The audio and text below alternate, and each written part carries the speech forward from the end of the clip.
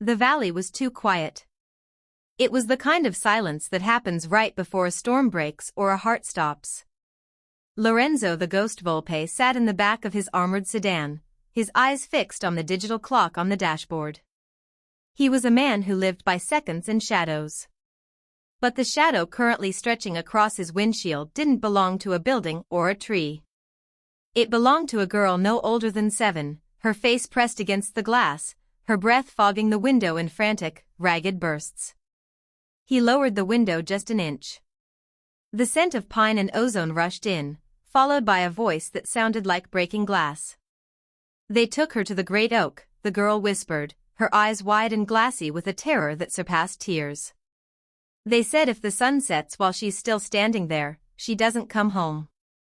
Please, the sun is almost gone." Lorenzo looked toward the ridge. On the horizon, the sun was a dying ember, casting long, bloody streaks across the sky. He knew the great oak.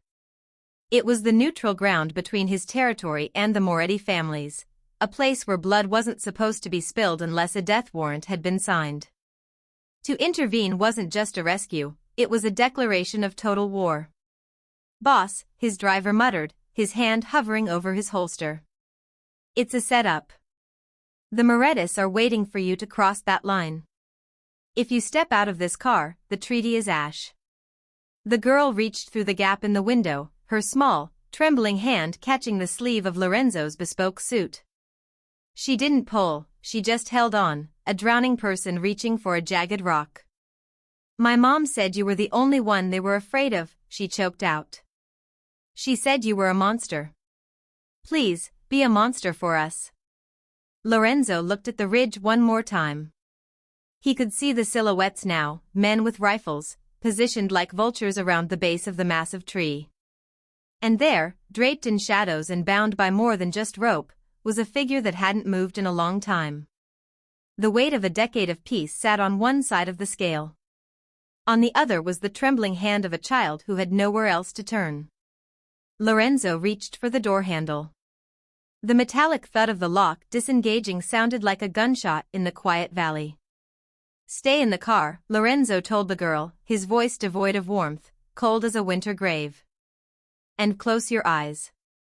You're about to find out that your mother was right about me. Before we continue with this incredible story, I want you to do something for me. Drop a comment right now telling me where in the world you are watching from.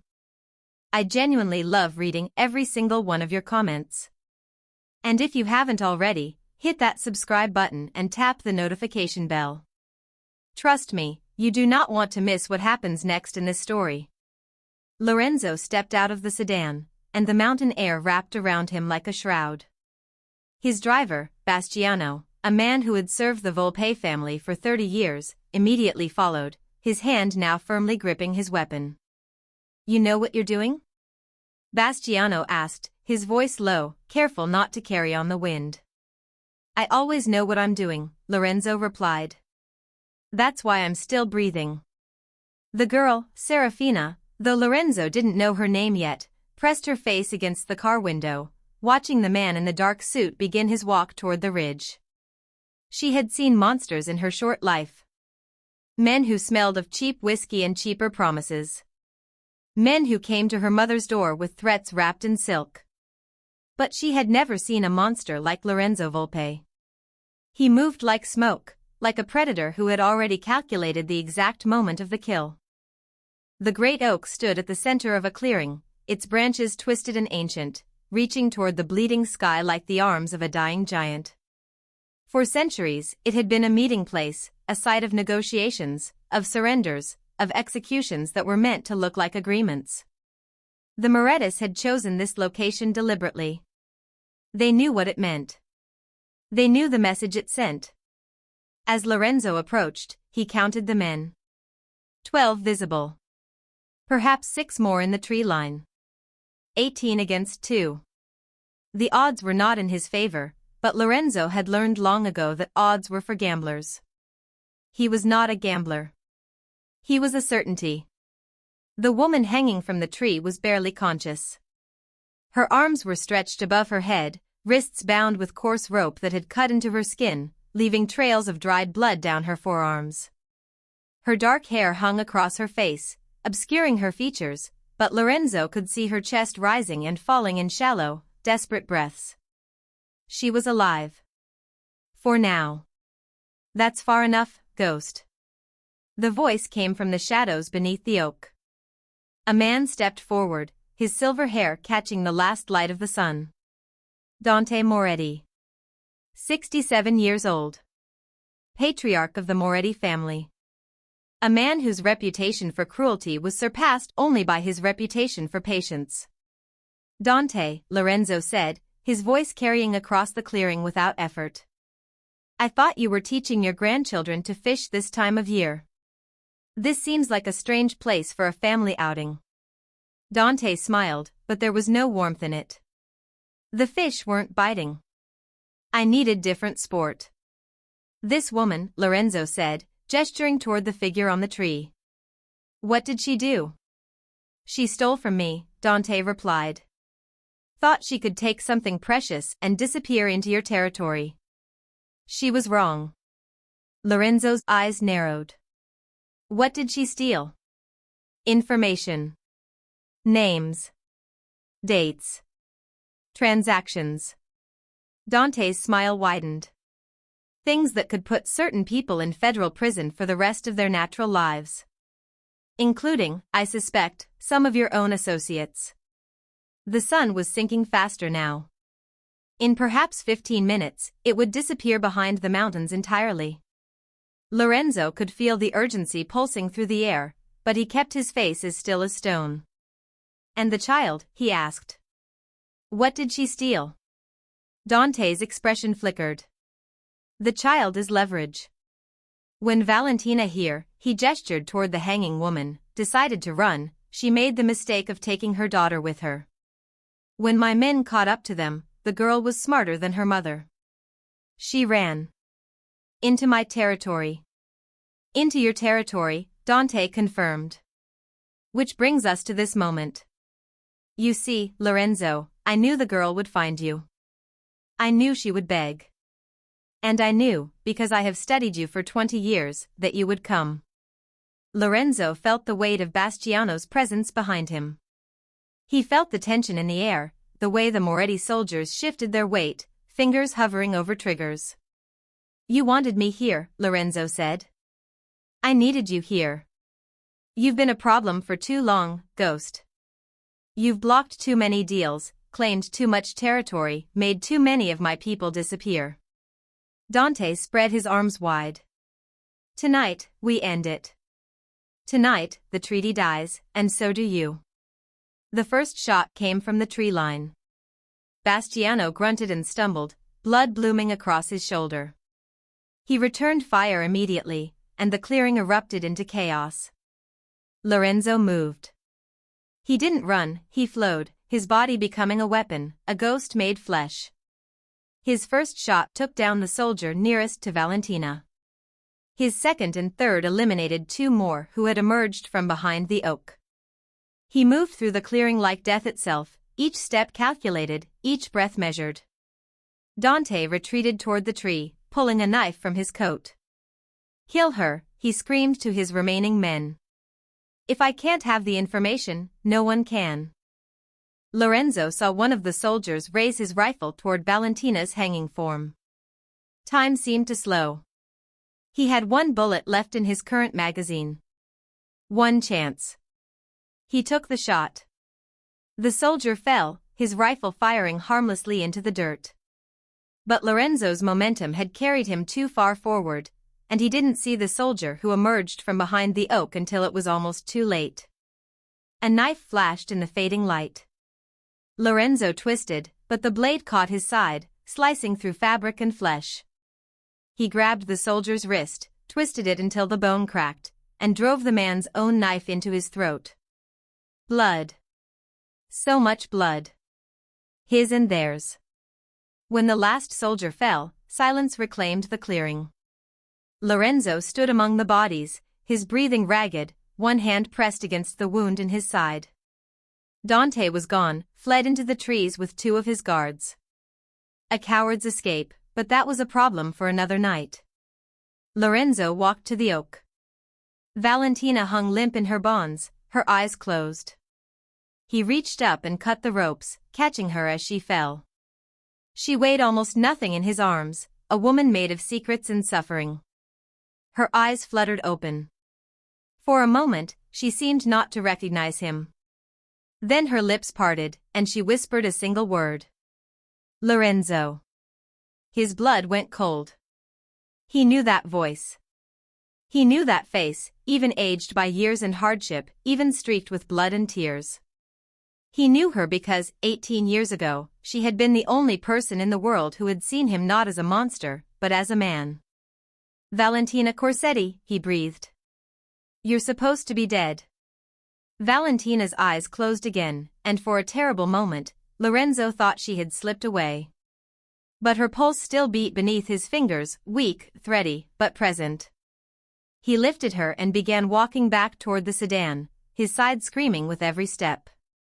Bastiano had managed to staunch the bleeding in his shoulder and was leaning against the car, his face pale but determined. When he saw Lorenzo approaching with the woman in his arms, his eyes widened. Is she alive? Lorenzo said. Barely. We need to get her to the compound. Call ahead. Tell them to prepare the medical wing. Bastiano nodded and reached for his phone, but his eyes kept returning to the woman's face. Boss, do you know her? Lorenzo didn't answer. He placed Valentina in the back seat, then turned to find the child standing beside him. Serafina. Her eyes were dry now, but the fear in them had been replaced by something else. Hope, perhaps. Or the desperate need to believe that hope was still possible. Is she going to be okay? The girl asked. Lorenzo knelt down, bringing himself to her eye level. For a man who had ordered executions without blinking, who had watched men beg for mercy without feeling even a flicker of compassion, this simple act felt foreign. Uncomfortable. But necessary.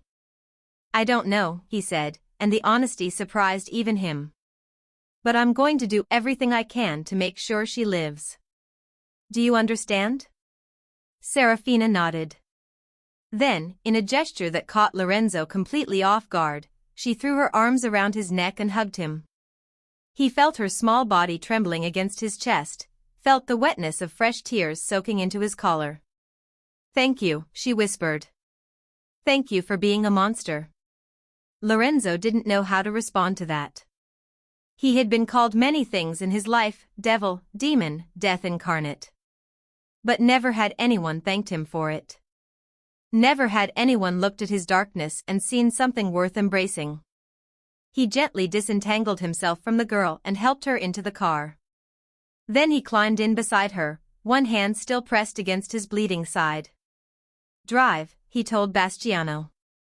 And make sure we're not followed. The sedan pulled away from the clearing, leaving behind the bodies, the blood, the great oak standing silent and ancient against the fading sky. Lorenzo watched the tree disappear in the rearview mirror and wondered what he had just set in motion. Dante Moretti was still alive. The treaty was indeed ash. And somewhere in the territories, word was already spreading that the ghost had gone to war. But those were problems for tomorrow.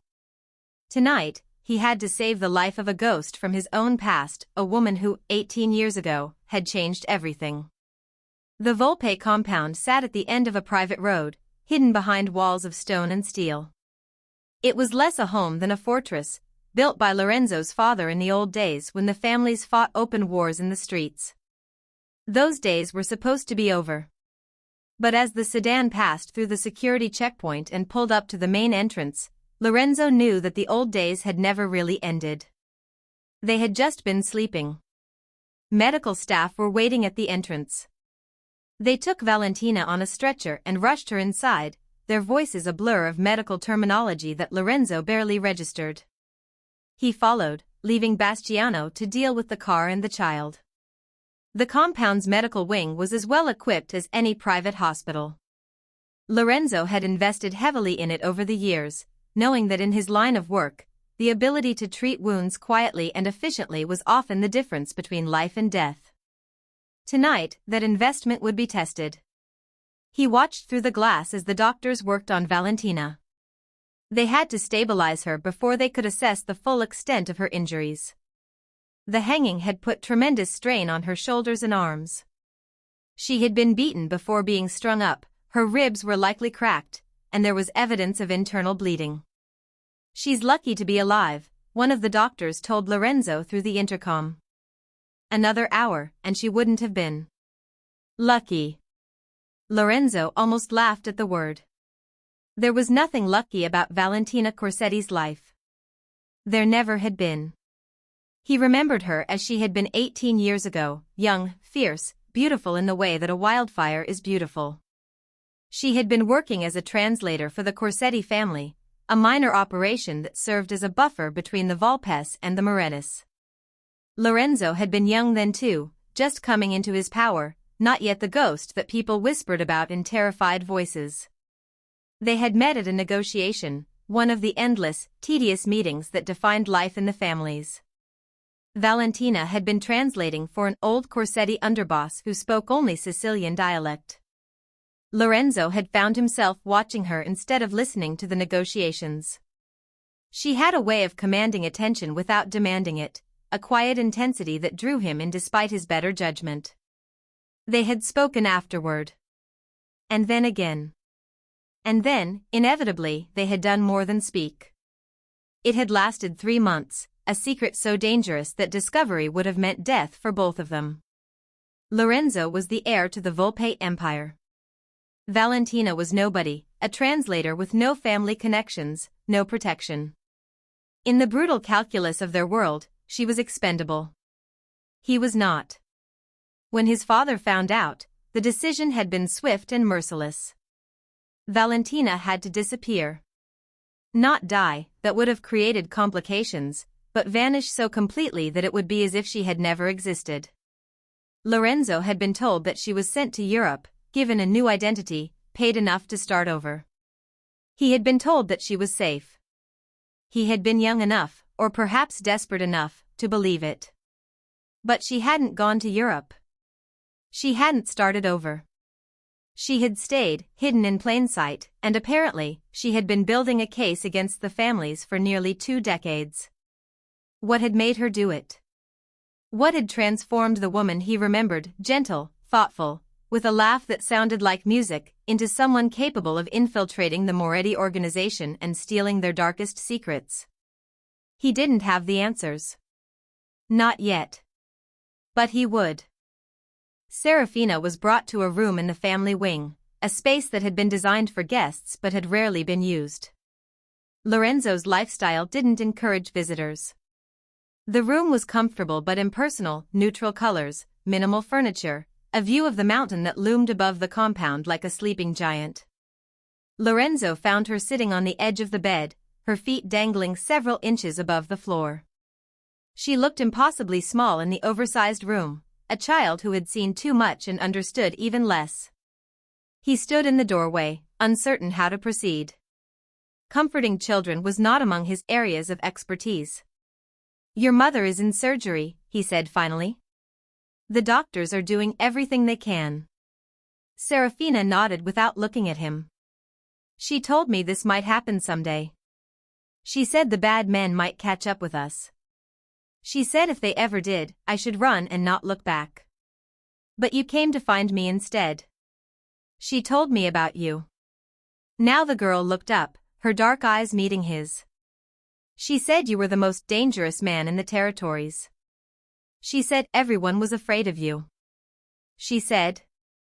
She hesitated, as if deciding whether to continue. "She said you loved her once." Lorenzo felt something twist in his chest. A sensation he hadn't experienced in years, so foreign that it took him a moment to identify it. Pain.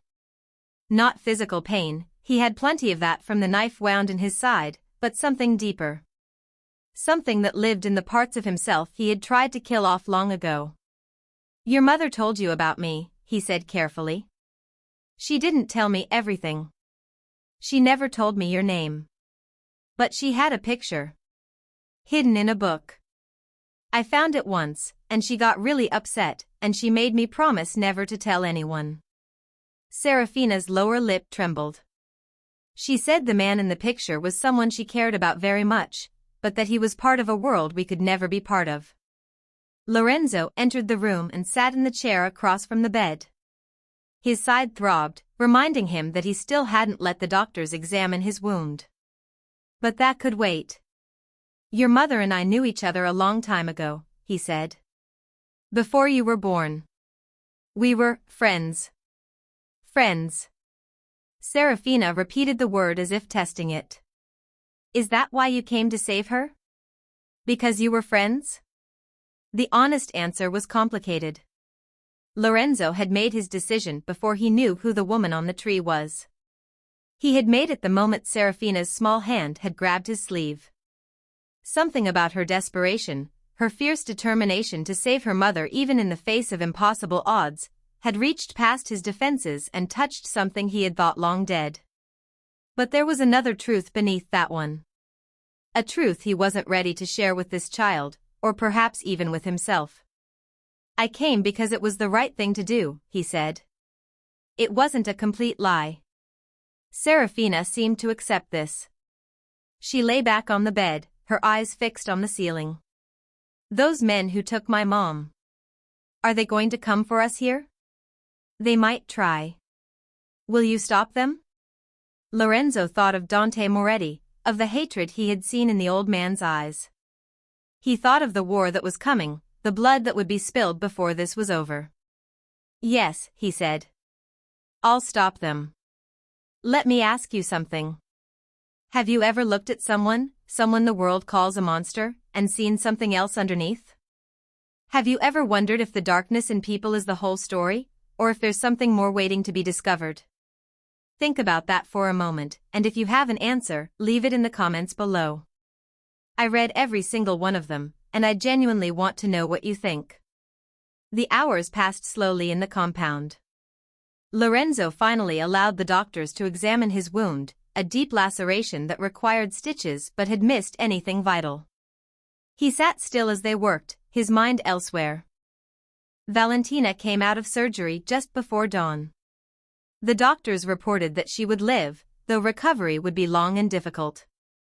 She had lost a significant amount of blood, and the damage to her shoulders would require extensive physical therapy.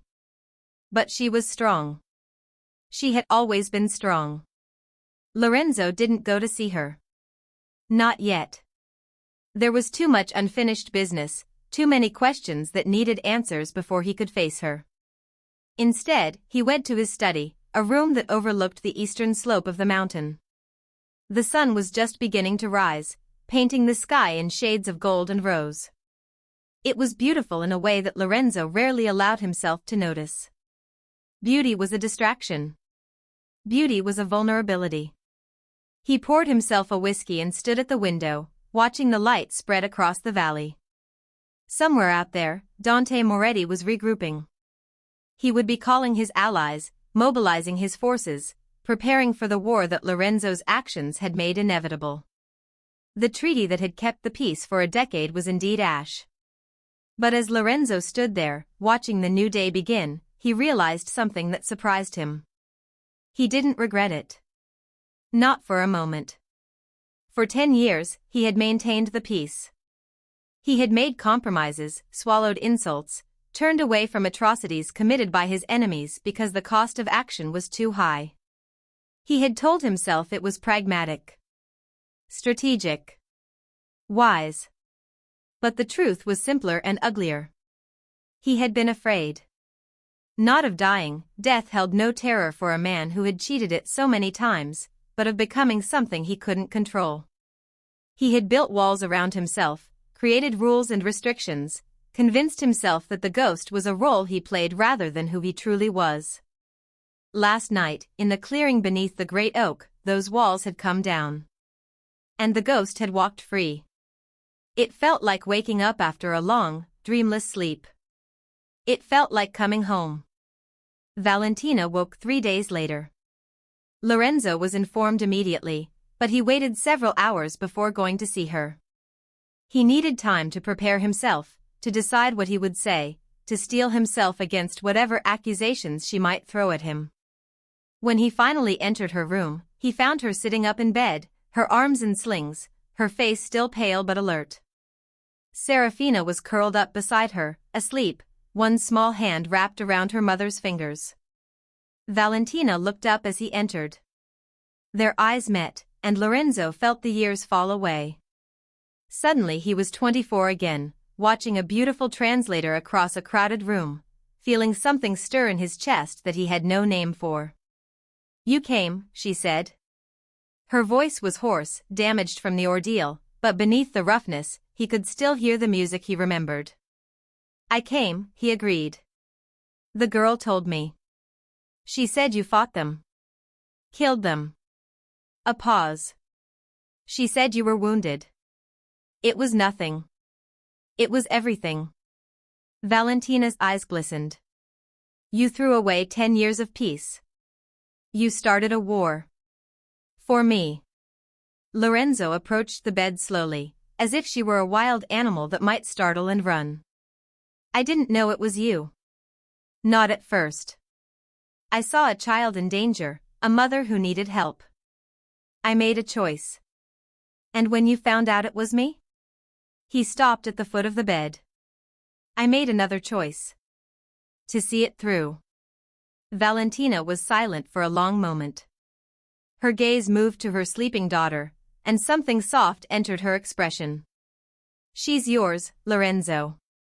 The words hit him like a physical blow. He felt the ground shift beneath his feet, felt reality rearrange itself around a new and terrible truth. "What did you say?" "Serafina. She's your daughter." Valentina looked up at him, and now the tears were falling freely down her cheeks. "I found out I was pregnant a week after your father sent me away. I tried to tell you. I sent letters, messages. They were all intercepted. Eventually, I stopped trying." Lorenzo looked at the sleeping child, really looked at her for the first time. He saw the dark hair, the shape of the jaw, the stubborn set of the chin. He saw himself. His daughter. He had a daughter. The room seemed to spin. Lorenzo grabbed the edge of a chair to steady himself. All the control he prided himself on, all the careful composure that had earned him the name Ghost, it meant nothing in this moment. He was just a man, faced with a truth that rewrote everything he thought he knew about his own life. "Why didn't you run further?" he asked, his voice barely above a whisper. "Why did you stay in the territories? You had to know it was dangerous." "Because of Serafina." Valentina's voice grew stronger. "Because she deserves to know who her father is.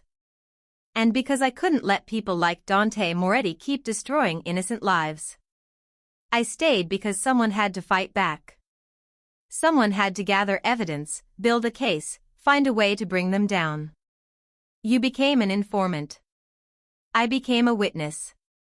There's a difference." She shifted in the bed, wincing as the movement pulled at her injuries. "I spent years working my way into the Moretti organization. I made myself useful, invaluable. And all the while, I was documenting everything. Murders. Extortion. Trafficking. Enough evidence to put half the Moretti leadership in prison for the rest of their lives. And they found out. 3 days ago. I don't know how. Maybe someone talked. Maybe I got careless. All I know is that men showed up at our apartment, and I barely had time to tell Serafina to run before they grabbed me."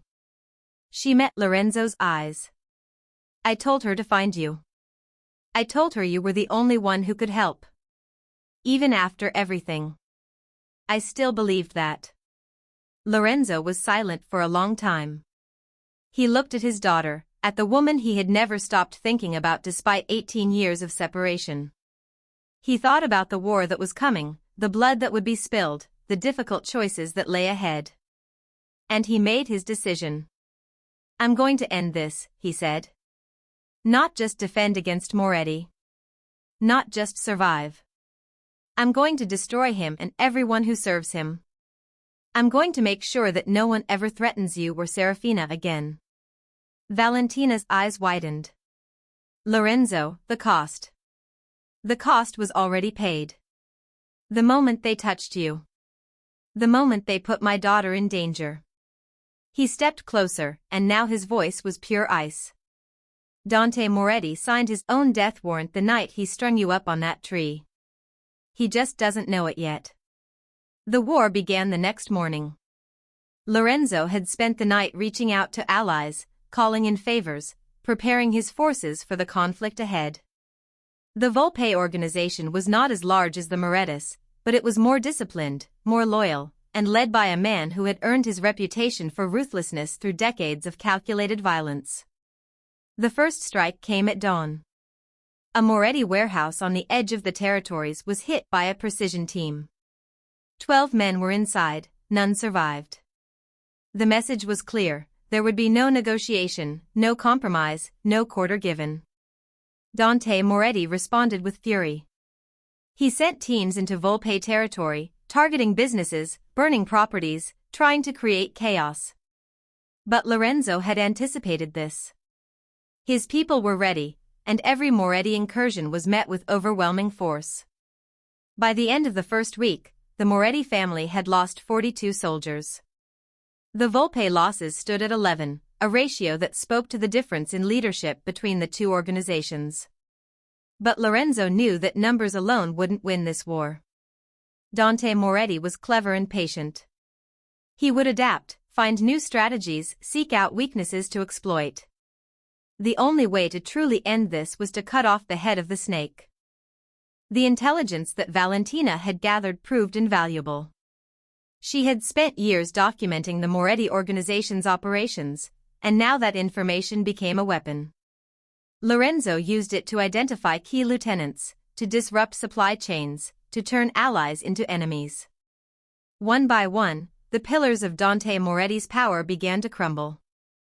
Throughout it all, Lorenzo found himself drawn back to the medical wing of the compound. He would stand in the doorway of Valentina's room, watching her sleep, watching Serafina play with the toys that had been brought for her. He told himself he was checking on their security, ensuring their safety. But the truth was simpler and more complicated. He was falling in love again. Or perhaps he had never stopped. Serafina began to open up to him during those visits. She would show him her drawings, vivid, imaginative creations that spoke to an artist's soul. She would tell him stories about her life before the Morettis came, about the small apartment she and her mother had shared, about the cat they had left behind, about her dreams of one day becoming a painter. Lorenzo listened to every word, drinking in the details of a childhood he had never known, a daughter he had never held. He began to understand what he had been missing all these years. Not just Valentina, but the chance to be something more than a monster. The chance to be a father. One evening, as the sun was setting over the mountain, Serafina asked him a question that stopped him cold. "Are you my papa?" Lorenzo looked at her, this small, brave, impossible child who had walked into his life and changed everything. "Yes," he said. "I am." Serafina nodded as if this confirmed something she had already suspected. Then she climbed into his lap and hugged him, and Lorenzo felt something break open inside his chest. Something that had been locked away for so long that he had forgotten it existed. Love. Pure, uncomplicated, terrifying love. He held his daughter and let the tears fall. The final confrontation came 6 weeks after the rescue at the Great Oak. Lorenzo's intelligence network had finally located Dante Moretti. The old patriarch had been moving between safe houses, trying to stay one step ahead of the ghost's reach. But eventually, everyone ran out of places to hide. The location was a villa in the mountains, a property that had been in the Moretti family for generations.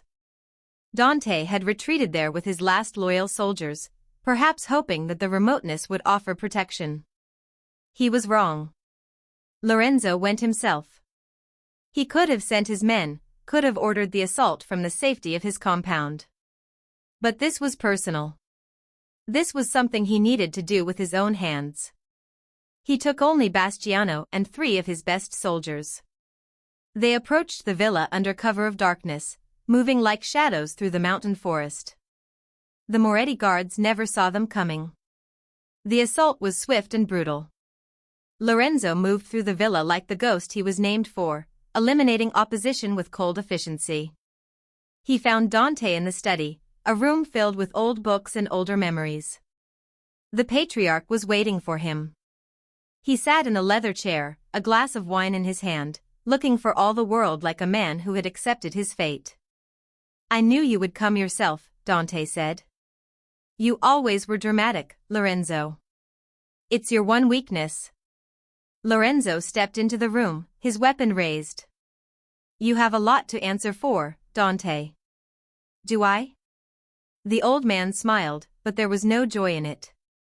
"I was protecting my family. Protecting our way of life. That woman, your woman, was going to destroy everything we've built.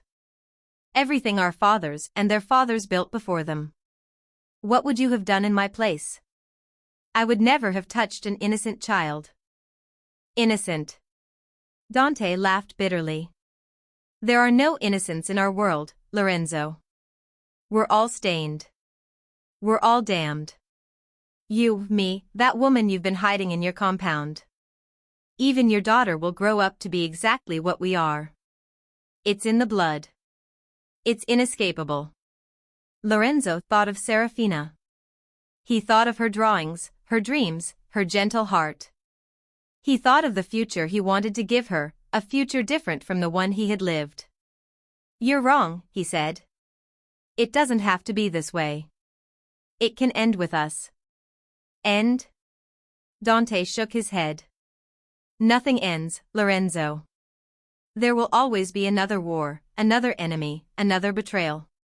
You can kill me tonight, and someone will rise to take my place. Your daughter will face the same enemies you face. And one day, she'll have to make the same impossible choices. Maybe. But she'll have a chance. A chance you tried to take from her." Lorenzo raised his weapon. "Any last words?"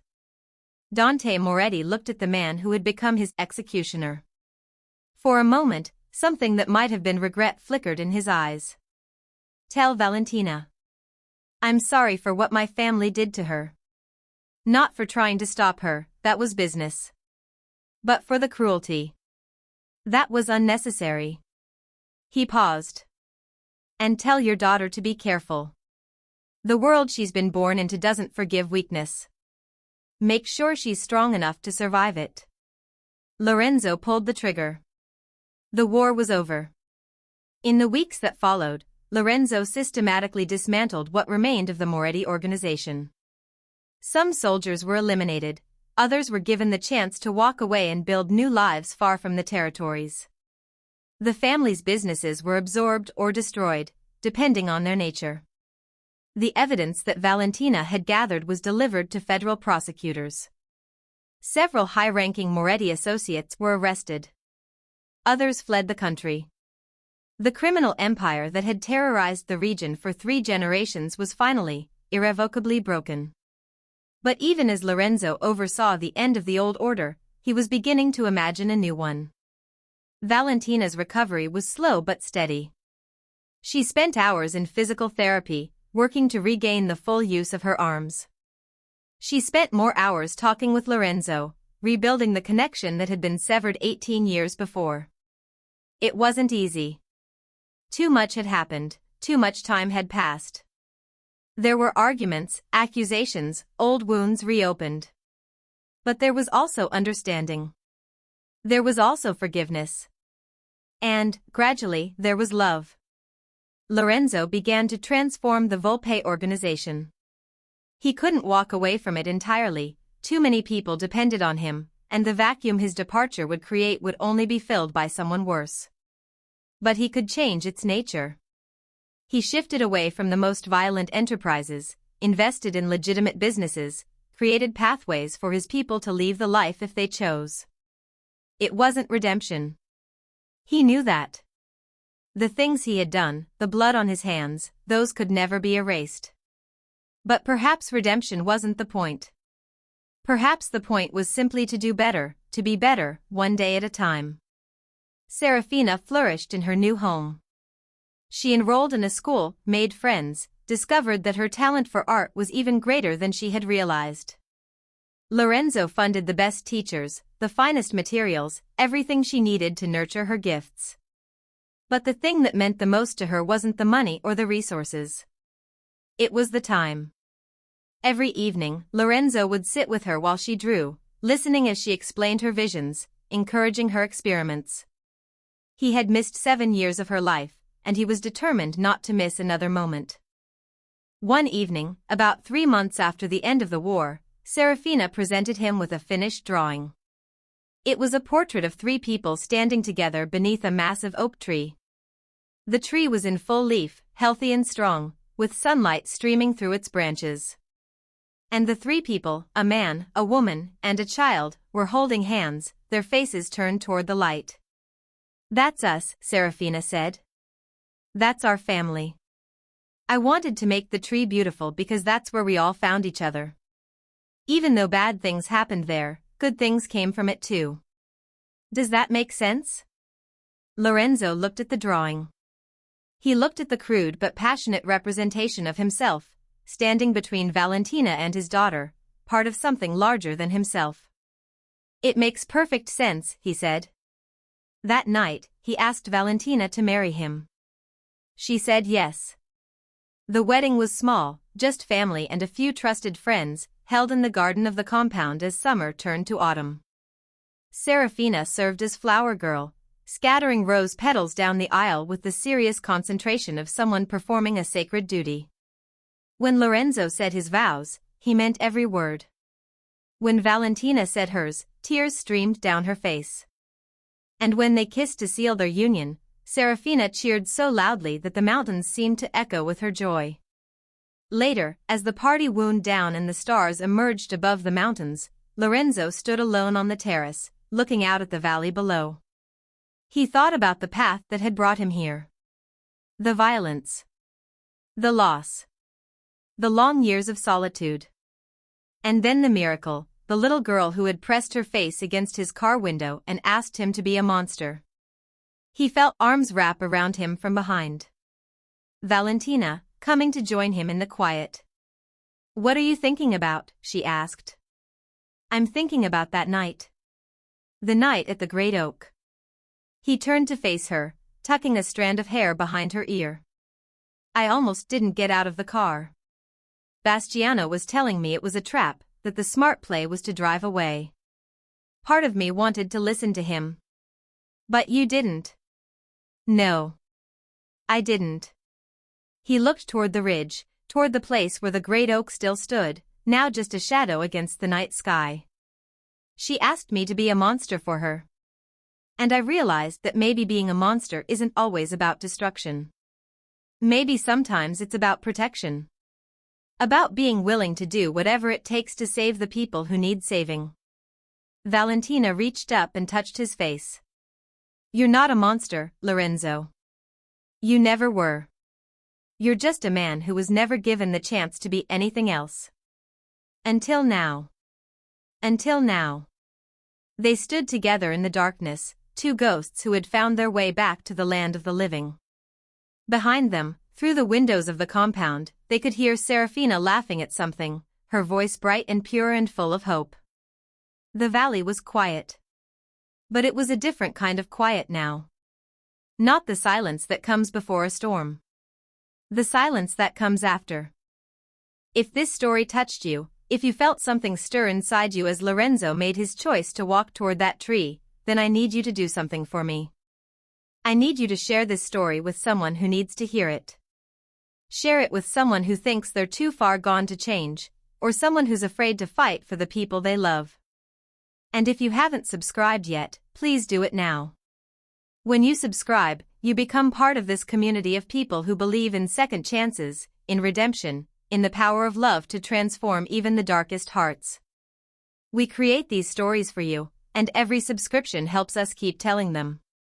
So please, subscribe, hit that notification bell, and share this with someone who needs it. Because sometimes, the greatest gift we can give someone is a story that reminds them that it's never too late to become the person they were meant to be.